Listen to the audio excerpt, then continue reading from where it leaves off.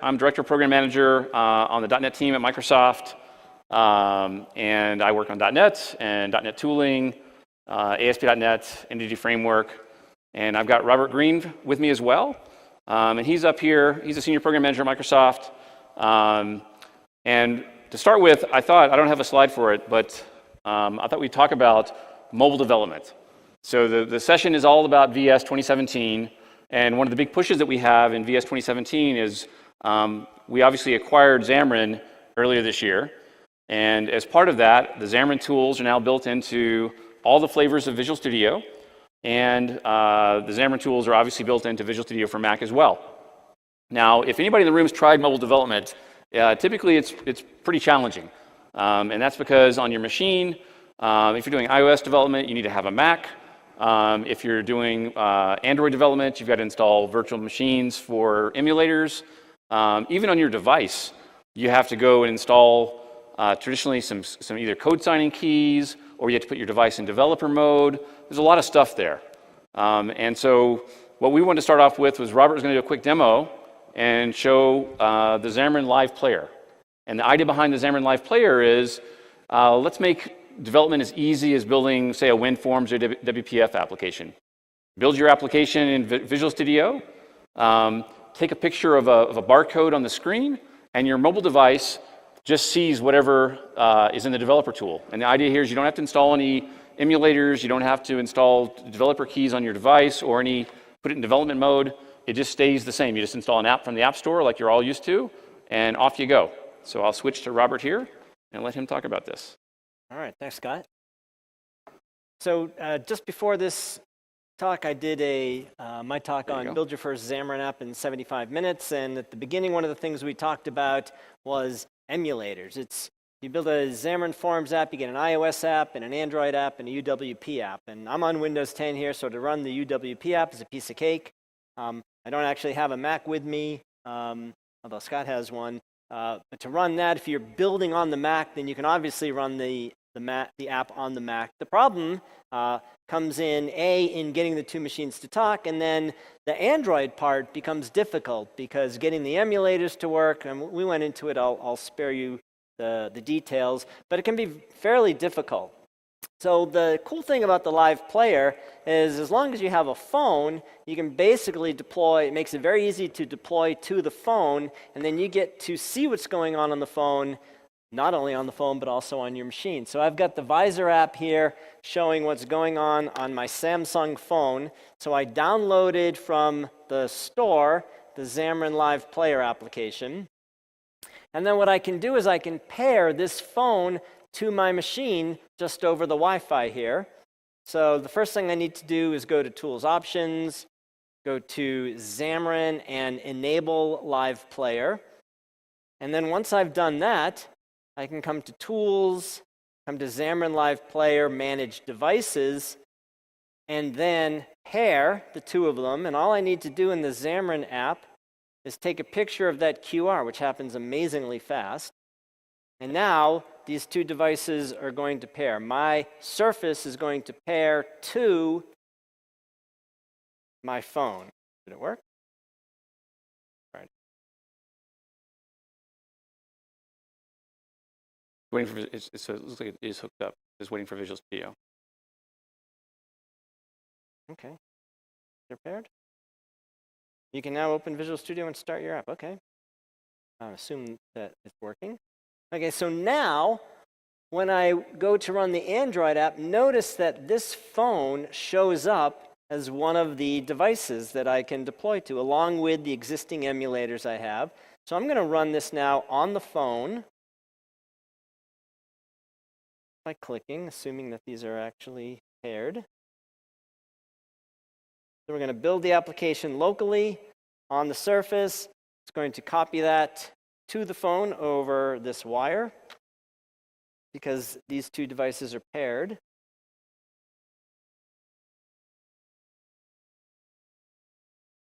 Activity. Yep, hopefully it'll go quickly. In this case, actually, what actually happens is with the Live Player, it's actually just transferring the screen across the device. The actual app doesn't actually fly across the wire to the device. That's looking good. And here's the There app you go. running on the device as well. I can see it on the screen. I can see it on the device. So I use this on the device so I can add. I need to get a Mac. That would be a work task. Save that, and there it gets added. Okay, now, one thing that I've seen working, this live player is still in a bit of a preview. So it's not quite working. I'm having a hard time getting it to work, but what you are supposed to be able to do is to get, if you make changes in your XAML, it's supposed to show up immediately. And I've seen that work, so it will be working By the time we're in production. By the time we're in production. So I should be able to save this here, save this, and have it then go across and show. For some reason, it's not working right now, but that is a feature that will work. So as you're in Visual Studio running the application through the live player, you'll be able to make changes to the XAML and see it happen on the screen and also on the device. And Scott said, the app literally is running on the phone. So I press done, and that task has now been completed, and so it disappears from the list. So all I need to do is install the live player on this phone, pair the two by doing the barcode, get this cable, which is very inexpensive, and then I can actually deploy the application to the phone. Now let's see, this app is literally on the phone, right? It feels like it's on the phone, yes. Yeah, it feels like it's on the phone. You're saying it'll disappear, though, if I exit. All right. So I can continue using the app here or inside Visual Studio. So it really takes a lot of the guesswork and some of the pain points out of the emulators. So the emulators work great, but if you have a phone, it's actually quite a bit easier to just deploy the app to the phone and use it from there, from inside Visual Studio. Cool. Awesome. All right. Thanks. Thank you, Robert.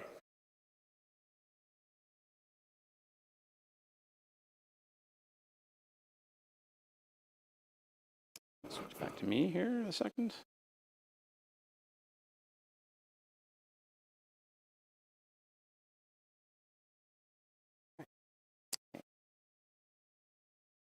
This is the end of my guest appearance. It's the end of your guest appearance. Thank you very much, sir.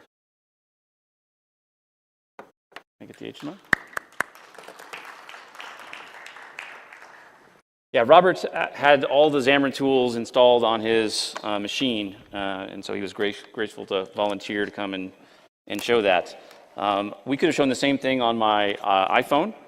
It works the same way, but that really is the goal. The goal is to get building an app on your phone or your phone or your device just as simple as building a WinForm or WPF application. I do happen to have a Mac here, and I was going to show the Mac real quick, and then we'll go and mainly do a bunch of stuff on the Windows machine. Another big push that we have in the team is to basically, now that we have Visual Studio for Mac, the most popular workloads for Visual Studio for Mac are building Xamarin apps and for building web applications. And so my team, since we own some of the tooling in Visual Studio, our job is basically to make the two products feel very similar. So what we're doing is we're sharing all the .NET Core project templates across both Visual Studio and Visual Studio for Mac. We're actually lifting the HTML, CSS, and JSON editors out of Visual Studio and putting them into Visual Studio for Mac. We take the same debugger that we have in Visual Studio for Windows. It's in Visual Studio for Mac as well, and we have the same Azure Publish infrastructure. So basically, we're taking these chunks of Visual Studio and moving them into Visual Studio for Mac. There's a couple of gaps today, mainly the JavaScript editor, the TypeScript editor, and the Razor editor for ASP.NET Core projects, and you're going to see us move those over there as well. And so the other thing is the real goal of the tools is you should be able to have one developer in a Windows machine and one developer in a Mac and move back and forth between them seamlessly. So I can just both be in the same tool. And so we've done a couple demos before we actually lift big applications and show them on a Windows machine and then open them on the same Mac. And that's a core goal of the tech. The other thing is, if you've seen a lot of the sessions today, including Scott Guthrie in the morning, he showed Azure Functions. That's coming to VS for Mac in the 15.5 timeframe. Docker containers, I showed that in my session earlier. That's coming to VS for Mac as well. And then the publishing tools will be coming as well. So there's, we have an update coming pretty soon. I was going to switch the Mac real quick and show one quick thing before I went and Macs are twitchy, so we'll see if it works. I just want to kind of point out what I was just describing before. This is Visual Studio for Mac. It obviously looks more like a Mac than a PC. But if I go New Solution, you're going to see that we've added .NET Core. And under there, you're going to see we've got the empty apps, the core app, the web API, the Razor, page apps. So all of our new templates are here.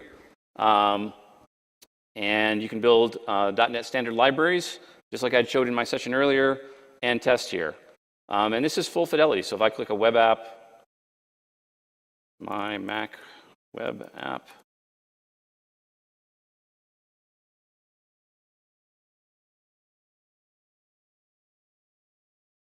give it a second to build the app here.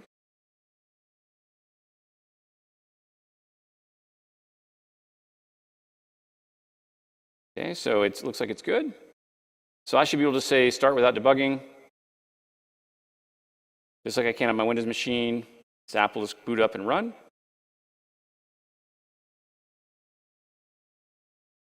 Nice. I can even go as far as, if I go put a breakpoint over here, I should be able to start with debugging.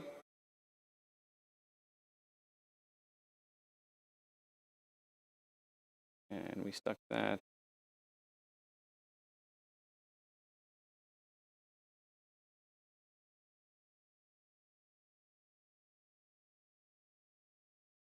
And .NET quit unexpectedly. Gotta love when that happens. But you get the idea. All the same tech works across both the two products. There's one other cool feature that we have in the Mac side right now that is pretty cool. You can build what we call multi-platform apps. So I can build a Forms application. And another enhancement we made here is my mobile form. Robert was showing one of those a second ago. There is now a checkbox here to add an ASP.NET Core web API back end to your Xamarin application. So we're making it very easy to build an app that has both a front end and a back end all on the Mac. This will give me both projects. And when I do debugging, I can actually debug across both of them. So I can actually run the debugger on the back end and run the debugger on the mobile application at the same time and step through those. So that's just our continuing push, as it's adding packages and whatever, to drive Mac. So I have a quick question. Who in here was in my session earlier this morning? Few people. Okay, so next what I'm going to show is I'm going to show some of the productivity features that we have in Visual Studio. So first off, I'm going to show live unit testing. And then we're going to show some really cool source control, CI/CD, debugging kind of stuff. So we go in here. I have a live unit testing project. Live unit testing is something that we... Okay, thank you. You're not missing anything right now anyways.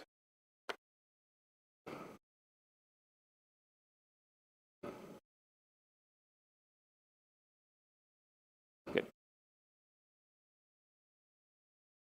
That confused the machine.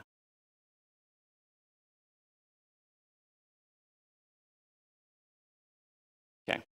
So live unit testing is a feature that we shipped earlier this year as part of the release of 2017.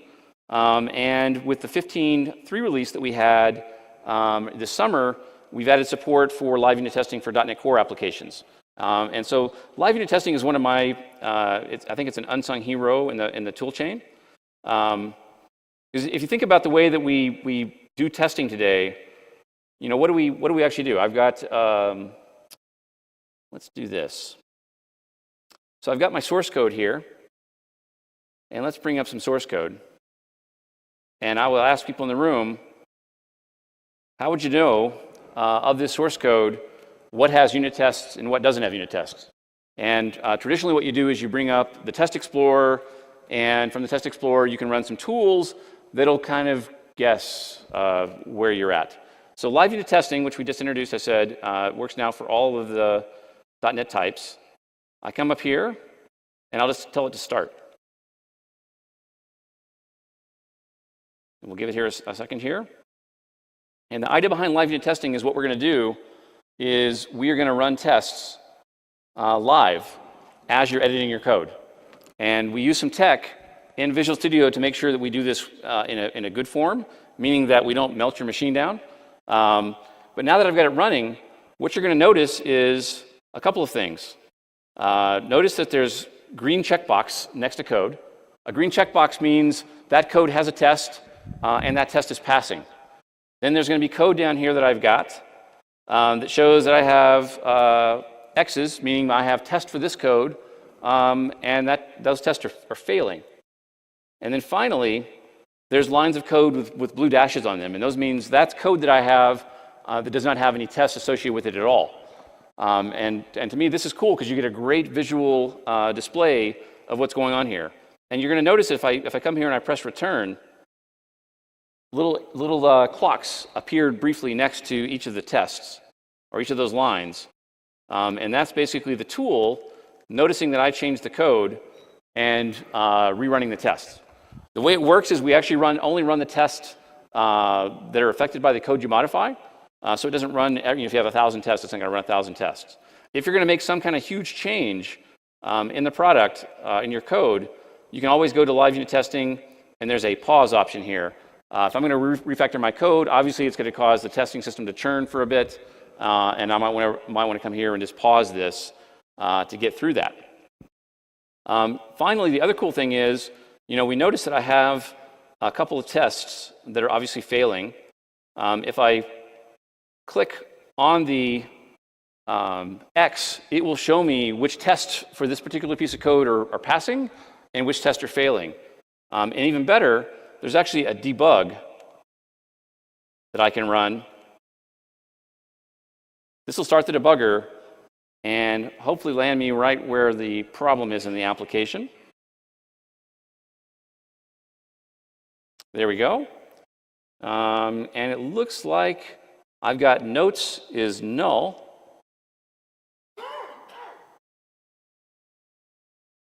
And I'm trying to actually access methods on it. So that probably means that I've got a problem somewhere in my app. And I just happen to know that I do have a problem in the app. And what it is the null check that I have doesn't exist. And so all I got to do is come here.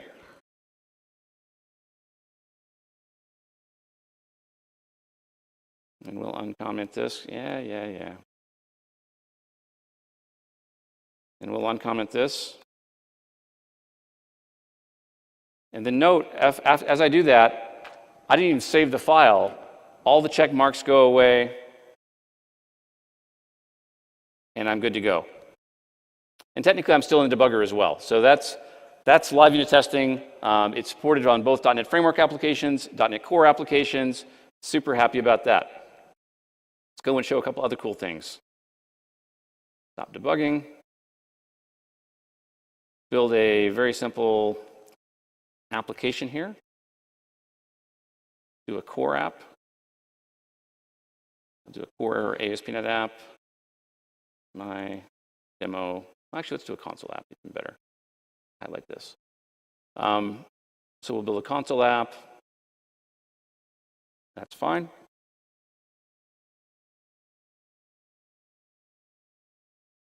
So a couple of years ago, when I was on the ASP.NET team, we started playing around with new project types. It was called project.json. And the idea behind project.json was to go simplify a lot of the concepts that we have with CS project files.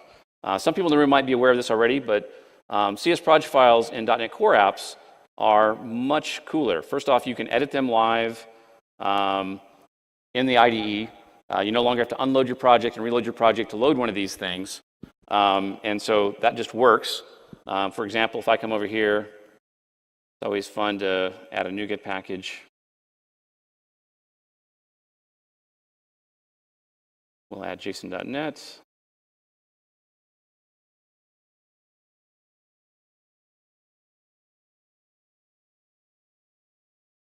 Accept. And if I go back and look at that CSproj file, what you're going to see is just a simple line to add that package. And of course, my packages show up under my dependency node, under NuGet. That's a new node, a new way that we actually represent this. What's cool is I said these files are actually hand editable. If I come over here and I nuke this and I press save, you'll notice the package just went away. I can also come back over here, Control Z, put it back. Things just happen. And so that's part of the new project system. So if you're still doing, and most of us, I hope are building .NET framework applications using WinForms, WPF, ASP.NET, WCF, any of those technologies, one of the things that I want to call out is we are in the process of making this project system work for those types of apps as well. So you don't have it today, only Core has it today, but we are working to add it to other things. Another cool part of the project system that I want to highlight here is, go to source, and this was console app 2.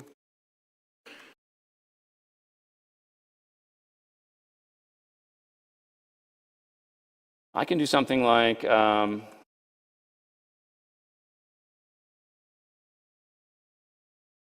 create use VS Code to create a test.cs file in this folder. And I'll save it. And then what I want to highlight there is when I did that, it just shows up in the project. And my CSproj is full of nothing. So we have file globbing added in the .NET Core project system, which enables this feature where things just work. Now, let me show a couple cool things. So let's do this. Let's close this out. Launch a VS. And I'm going to do File New Project. Let's create an ASP.NET Core app.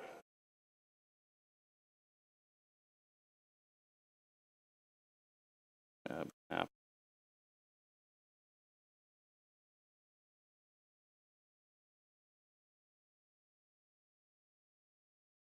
And we'll do an MVC. Default options are fine. And I want to show a couple of things that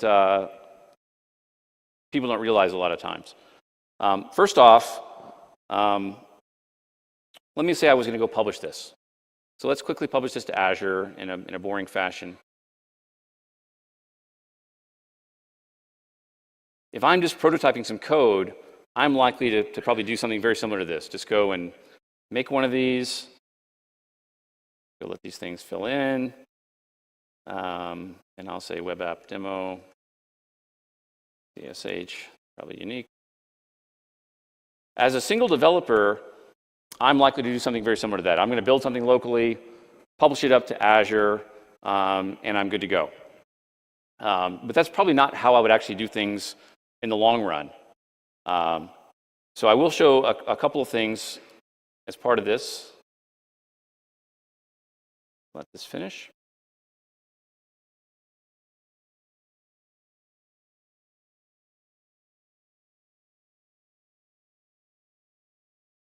Okay, so it created all the resources in Azure. It's now going to publish it up. There's a whole bunch of features in Visual Studio around the cloud that we built a couple years ago, and we haven't really talked about in a long time. And so it's funny when I think of coming and doing one of these things. Oops. There you go. I don't think that actually took. Let's do this one more time.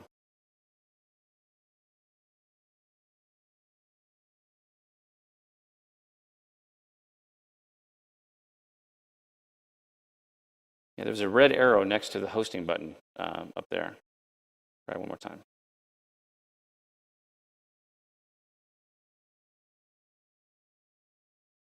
Yeah, there's a whole bunch of features that we built into Visual Studio years ago that most folks aren't aware of, and I want to show a couple of them. And then I'm going to show how, as I go from being a developer, trying something by myself, I then want to invite my teammates to it, and how I might do that. And hopefully I'll show you a couple things that you're not aware of, because that's really the whole point of doing these things. Okay, so it's built all those resources in the cloud. It's starting to do a publish. You've probably seen this a million times. Got the output folder of the app. It's uploading the files. Okay, and the app's running. Good. So I'm going to make one quick change here. I'm going to actually put this app in debug mode, non-release mode. And I'll publish it one more time real quick.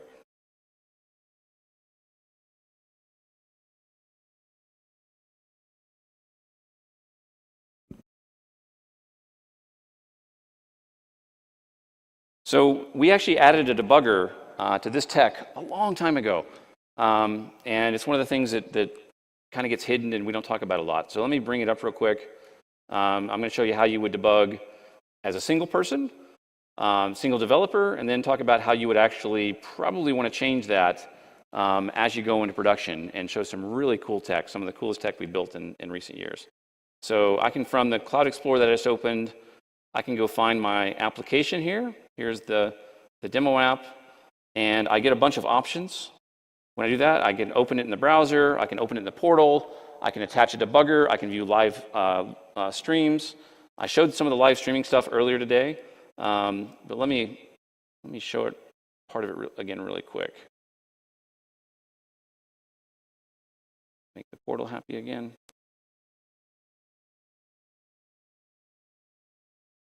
Okay, so I'm gonna find that app service in the portal. And I was telling groups, the folks I talked to this morning, I was telling them about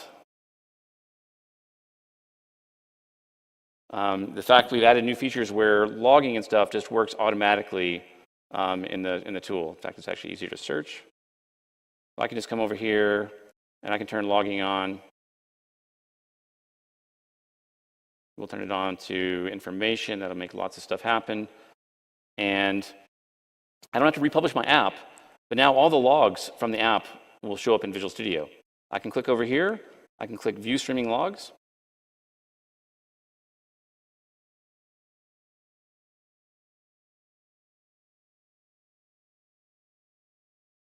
There it goes.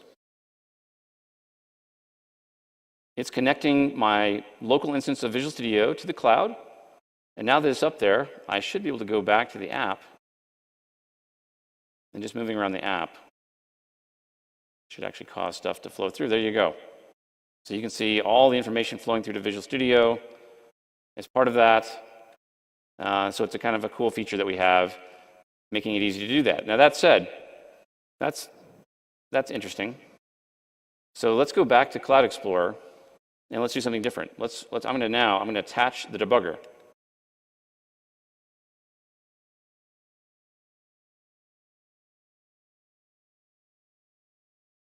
So what this is going to do, it's going to go out to the app in the cloud, and it's going to go set a feature flag on it, allowing me to actually debug the app.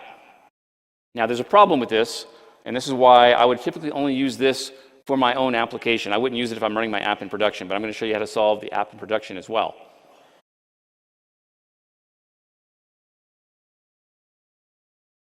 The first time you do this takes a little bit more time because it actually is turning it all on, configuring it.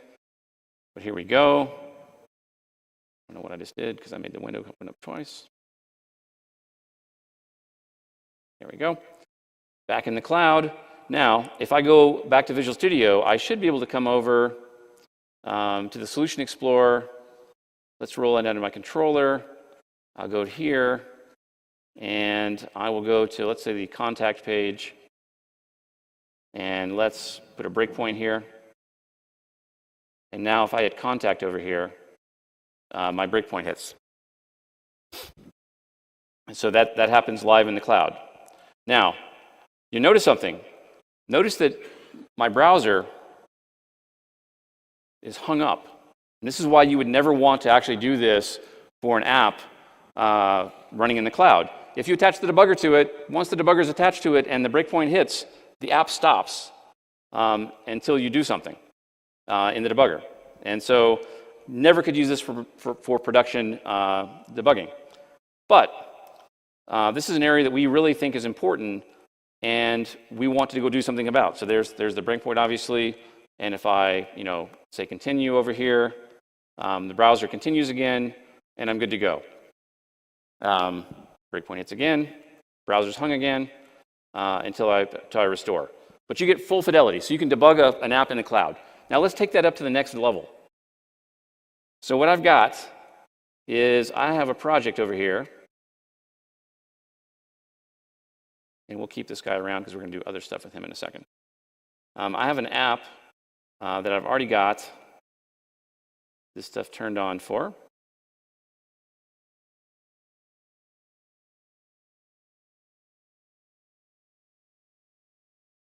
Good. So this app, I'm running Visual Studio 15.5 Preview 2.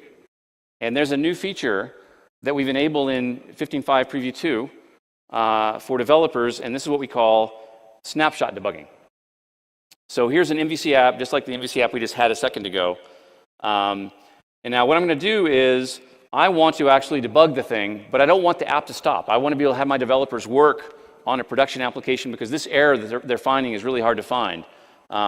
So what I'm going to do is I'm going to bring that same Cloud Explorer we were just looking at a second ago back up. And because I'm in 15.5, a new feature is going to show up.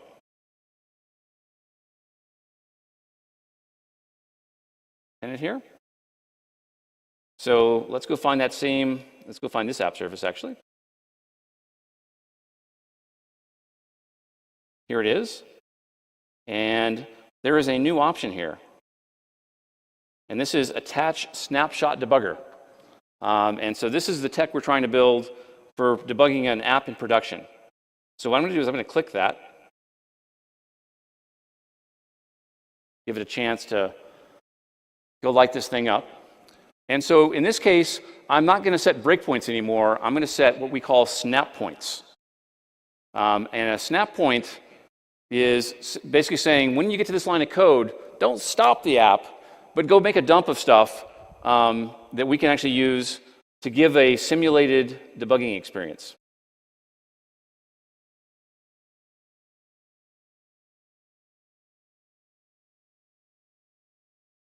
Just give it a second here to do its thing.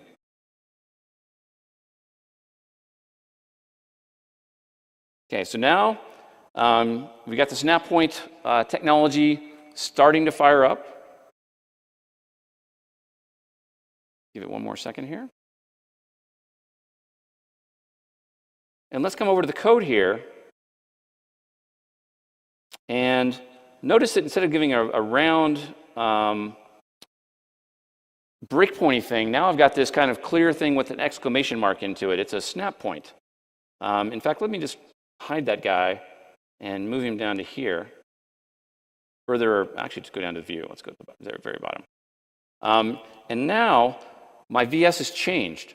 Instead of having a start debugging, there's a start collecting. And so what I'll do is I'll click Start Collecting.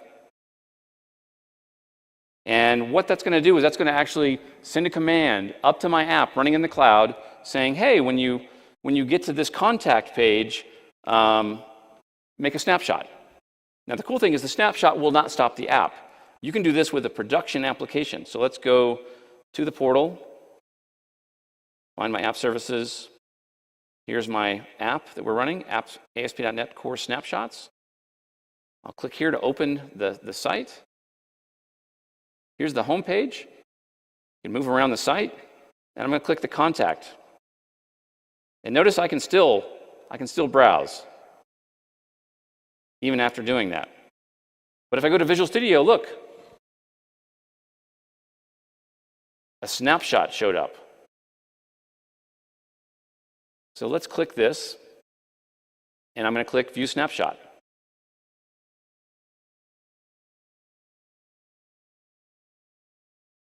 It'll take a second here. It's going to load a bunch of symbols.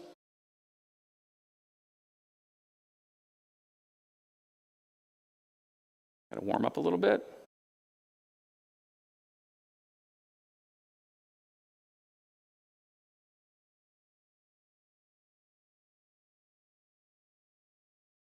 There it goes. Once again, this is something, once you connect, you'll get a nice, fast experience with it. So here this comes through.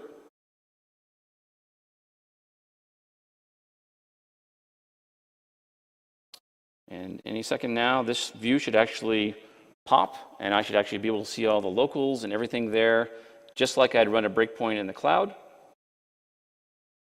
But I have a snapshot.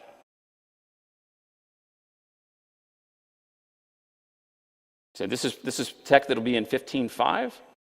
And the idea here is, as I said, you can basically debug your application live in the cloud, and you're good to go.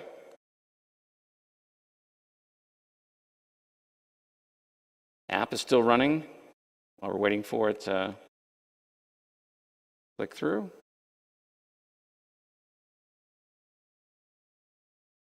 I think it's back. Yeah, I'm on the breakpoint now. There you go. And if I scroll this up, you can see I have access to all the variables here, just like I was running a real breakpoint. These can also be conditional as well. I can move this back down.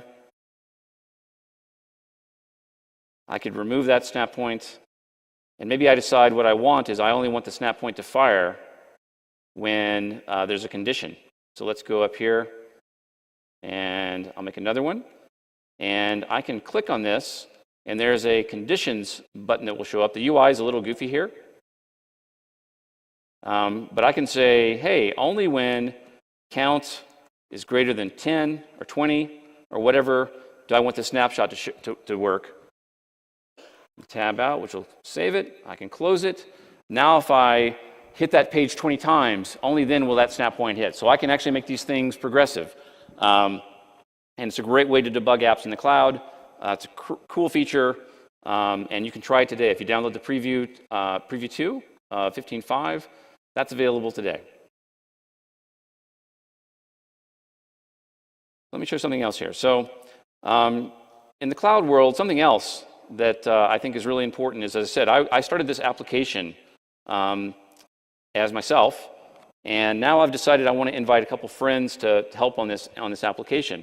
So I probably wanted to do some form of CI/CD for this, and that is super easy to set up with our tech today as well. So there's a couple cool features here. One is I can just right-click on my app, on my solution, and I can say add to source control. And all this does, I'm using Git. So all that did was create some Git files inside of my project and all that kind of stuff. But I can now decide that I want to do something with that. And the cool thing about all of the tech we have in this space is all of the tech works either with GitHub or it can work with Visual Studio Team Services. I'm going to use Visual Studio Team Services just for grins because it's free, and I can have my code privately put away without having to pay anything. So I'll just click here, and I'll click Publish Repository. So this will create a VSTS for me in the cloud for my project, and then in a second here we'll push my code up to it. And as I said, totally free. Now at the same time, I do want to be very clear. I chose to use VSTS. I could have easily used Git in this case, GitHub. Nothing requires me to use Visual Studio Team Services, but I'm going to show you something that I think is really cool about Visual Studio Team Services. So there we go. It's all hooked up, and it should be up there in the cloud. So let's go and my machine over here, close this out. And what I will do is I will just go to, now once again, putting your source control is not, it's nice, but it's not crazy sexy or anything like that. Now it gets better here. So log in here. My project should show up here. There it is. And if I come over here and go to build and release, nothing will be here yet. So let's go back to Visual Studio. Now, as I said, I was publishing this app to Azure myself. Now, what I probably really want to do is, as I involve my teammates, now that we have source control turned on, I probably want to do some form of CI/CD. And this used to be something that was really hard to set up. So what I'm going to set up here is I want the app to basically, when I commit my code, I want it to build in the cloud, and I want it then to take the app in the cloud and publish it to app service. Give it 1 second here to recycle. It was on I have 2 accounts. So there we go. And so I can have it create me a new app service, but I've already got an app service right there that we already made. And so with the click of OK, we are basically going and taking all the stuff in the cloud, putting the pipeline together that enables a simple publish flow from the tools. This is, I'm showing one flavor of this. I'm showing a flavor of this that goes to Azure App Service. There's also a flavor of this that goes to App Service Linux containers, and there's a flow of it that goes to App Service, not App Service, but Service Fabric as well. And in the future, you're going to see us add some of the new tech that you're seeing us work on in the cloud space around things like Kubernetes. And I think this is really cool because this feature is free. And another part of this feature being free is, you can just use it. And whether you're using GitHub, you can use this, or VSTS and this. So it's a combination of any flow of that you want. While we're waiting for that to set up, there we go. It's all good. If I go back over here, we refresh the UI, you're going to see that now we're in progress. So it's now going to take my code in the cloud, and it's going to publish it to App Service automatically. Just to prove that, we might go over to Solution Explorer, go to Views, Home, About, and I can say, I changed this in CI/CD.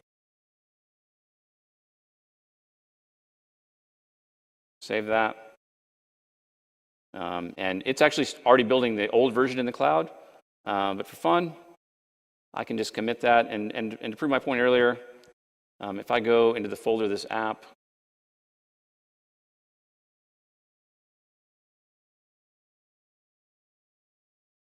I can either do things, do a commit here, change my code, commit all, and I could either do it in the tool, or I could just come over here and do a git push. It all works the same. So command line, VS, whatever flow you want, CI/CD, super, super easy to do. Now, I want to show another feature, a feature I talked about to some folks this morning that a lot of folks aren't even aware that we have in this tech. So I'm going to go up here. I'm still in the portal for VSTS, and I'm going to click on this Browse Marketplace. We have a bunch of extensions that you can actually install into VSTS. Once again, this stuff is for free as well. And my friend here is one called Package Management. So I'm going to click that. And what this does is, I was mentioning before this morning that with .NET Standard, we make it very easy to build NuGet packages. I've got a project. I might even open the project and actually compile it. But I assume most of you in the audience probably have some form of your own packages for your company that you either store in a folder on a share. We made it where you could actually take the source code for NuGet.org and actually run one locally. But in this case, what we'll do is, by clicking on this, we will build a NuGet.org for you, your own, for your company in the cloud.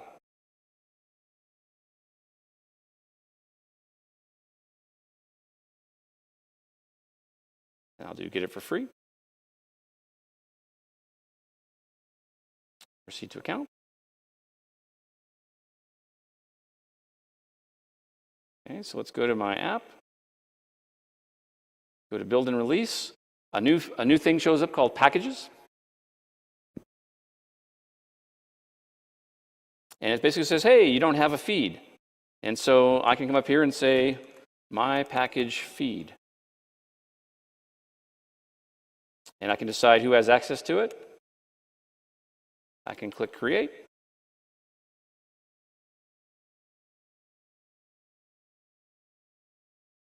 And now I have a package feed up in the cloud. If I want to connect to the feed, it's got a bunch of tech here. Here's my package source. And it will actually give me some examples of how I would actually push something to the cloud. So let's do that. Let's go here. And as I said, I was actually, let's go to command line. I might actually have a spare package sitting around here. I can come over here. This is I built a package this morning. And all I got to do here is edit, paste. And what I would do here is I would basically say this would be standard class library like that. Push.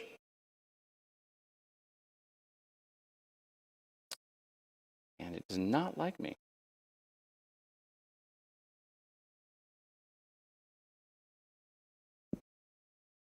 I might actually need to add this directly because it might actually have details about my credentials.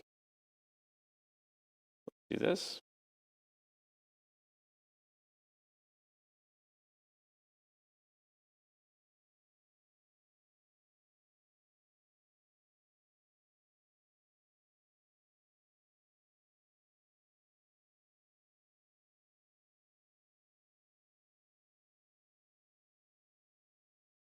Try it one more time.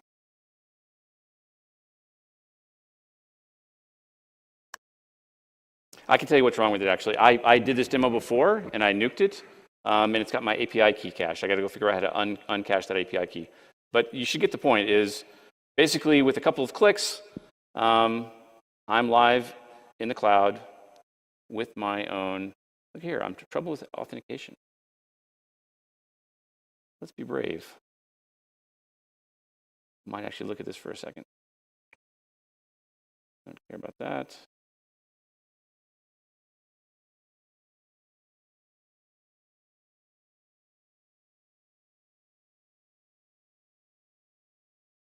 I'm not going to try to debug that on the stage. Okay, so that is a lot of our VSTS kind of stuff.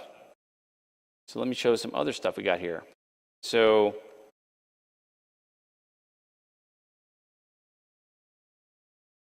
we just shipped earlier this year with the the VS 2017 release, support for tuples, pattern matching, local functions, and var can now be an out as well.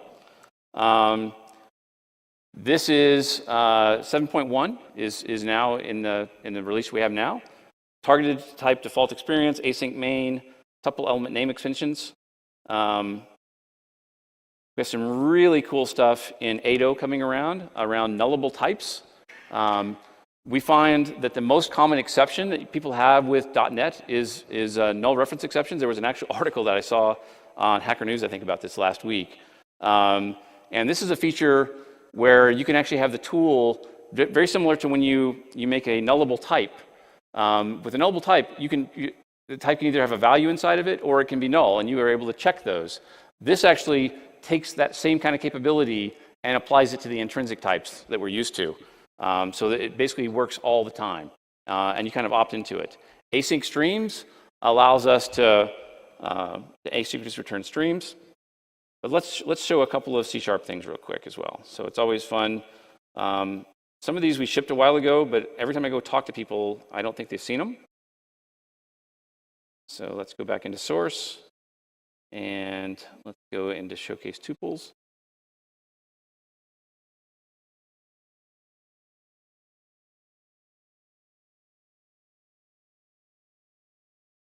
Wait a sec.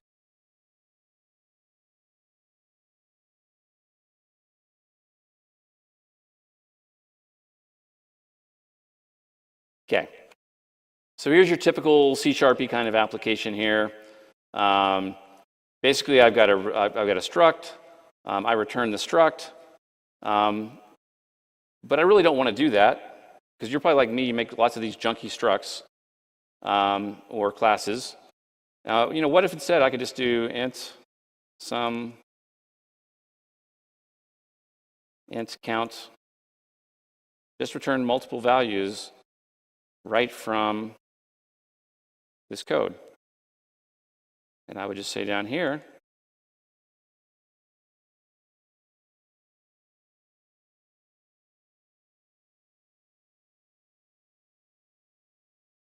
app still continues to run.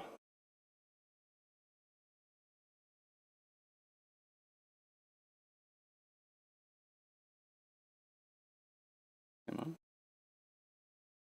Yep, returns the right results. Then there was obviously we know this is something that I hope everybody's using in the room. This is the way you used to do stuff, kind of yucky. All you do is you add the $sign up here, and this becomes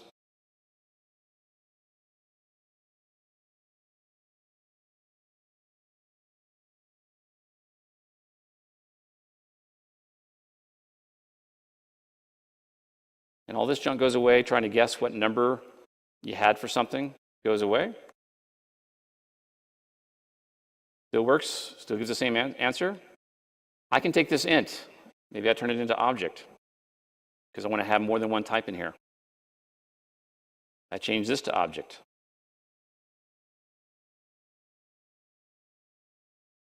Like that. Now, of course, my code fails. What would I typically do here? This is failing because we don't know how to add a v to this. So what I would typically do here, I would say, hey, if v is an int,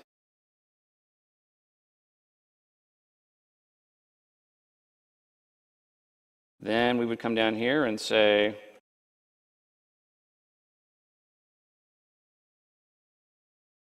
now I know I can safely make that typecast, so I make that typecast. That's what you would really do today, but you shouldn't. What you should do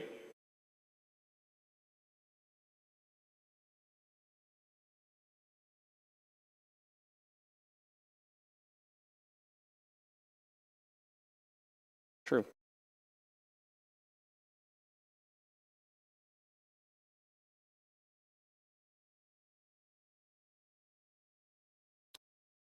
Or instead, what you really do is you say, let's just name the variable up here and do that.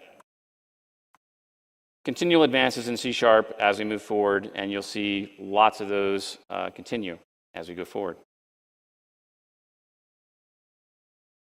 Let's jump back up here. We have like 5 minutes left. What do we have? This is probably my favorite feature, and I hope people in the room are actually using this feature. They're probably not, but let me show you this. This is code styles, and I'm a really picky person when it comes to my teams. I want my teams to, or people that I'm writing code with, I want code to always be the same kind of style. And what we do today is we have a bunch of features inside of Visual Studio under Tools Options where you can configure spacing for tabs or indent sizes and stuff like that. With VS 2017, we've added a new file called .editorconfig to Visual Studio. I've got one open right here, including a white box. Don't know what that box was. It's the access error that I got for that repo. Now what's cool here is I've got some code that I wrote earlier, and maybe you're not a fan of var. Notice I have var foo equals 5. That's going to make foo an int, and then I wrote some code around that. Well, with editor config, I can come up here and say, nope, C# style var for built-in types, I don't want that. And in fact, if you use that, I want to give you an error. All I've got to do now is come back into my code and notice that I'm getting a squiggly on that. If I build, close the error list. If I show my error list, I've now got that. Just by adding that file, I can put these rules in for things like that. And I got a couple of these that I just made examples of that are kind of fun. So I can have the IDE fix this for me. Boom, fixed, good to go. If I go back, got to close that for this to take effect. I have another one, which is object initializer. And I'll show you that. I'm going to turn that one on. And I'm going to come down here. And you're going to notice that, in this case, I created a person, and then I manually updated each of the fields of the person, the full name and the email. But what I've said is I want you to use newer C# styles where you actually initialize these in line. And that's now enforced. And once again, our refactorings will fix the code. So I go there, and now my var person equals new person, full name equals Scott, whatever. I'm good to go. I'll save this and close out and show one more. This is collection initializer.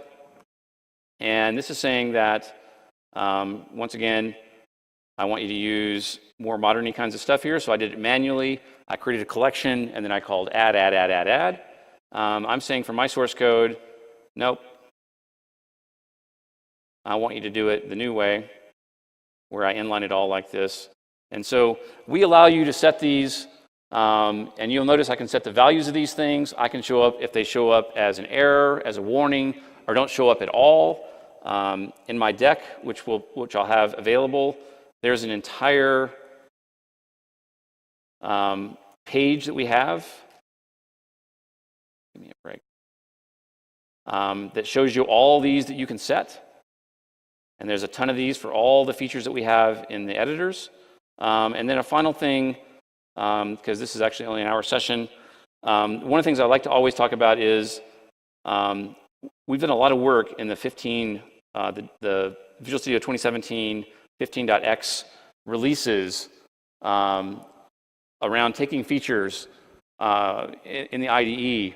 A lot of folks use ReSharper, and we've been trying to actually make most of the refactorings and stuff that ReSharper does be built into Visual Studio by default. And the benefit to you as a customer is you don't have to install a third-party extension or pay for a third-party extension to have great productivity in Visual Studio, and your VS will use less memory and be faster as a result of that. And we actually have a guide that actually shows you all the mappings from Visual Studio to the same ReSharper commands. So that's a quick run through of those things. As I said, I've got 1 minute left. What other things would I might mention that we're doing?